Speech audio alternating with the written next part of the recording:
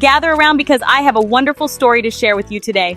Are you ready for a story full of adventure, excitement, and a little bit of mystery? I promise it will be a tale you won't forget. Great. Let me tell you all about the thrilling adventures of Little Red Riding Hood, a brave and kind-hearted girl. Once upon a time, in a quaint little village, there was a sweet little girl named Little Red Riding Hood. She got her name because she always wore a bright red hooded cape that her loving grandmother had made for her. It was her favorite piece of clothing. One sunny day, Little Red Riding Hood's mother asked her to take a basket of delicious treats to her sick grandmother, who lived deep in the forest. The basket was filled with freshly baked bread, sweet jam, and some warm soup.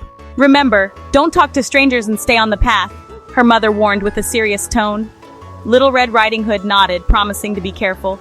So off she went, skipping happily through the woods, enjoying the chirping birds and the rustling leaves. The forest was a magical place, full of wonders and hidden secrets.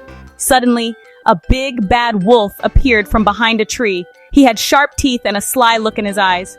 "Hello, little girl," said the wolf with a sneaky grin, trying to appear friendly. "Where are you going with that delicious-looking basket?" he asked, eyeing the treats hungrily.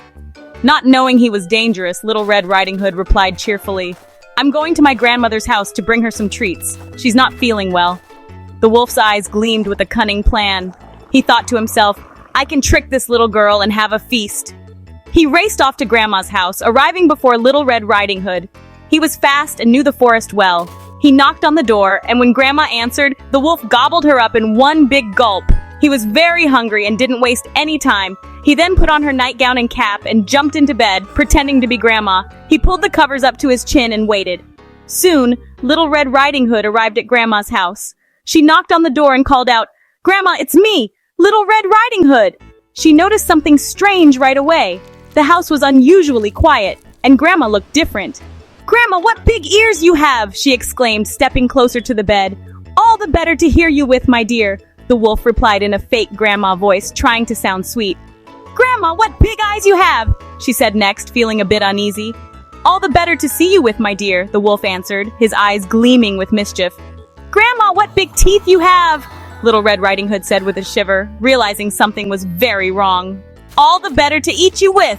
the wolf roared, jumping out of bed, ready to pounce on her. Just then, a brave hunter who was passing by heard her screams.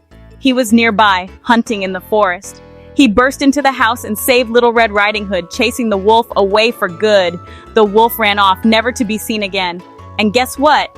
He even found Grandma safe and sound, hiding in a closet. She was shaken but unharmed. From that day on, Little Red Riding Hood never talked to strangers and always stayed on the path. She learned a valuable lesson about being cautious, and they all lived happily ever after. Thanks for listening, kids. I hope you enjoyed the story. Remember to be safe, always listen to your parents, and never talk to strangers. It's important to stay safe and make wise choices. See you next time for another exciting adventure. Until then, take care and keep dreaming big.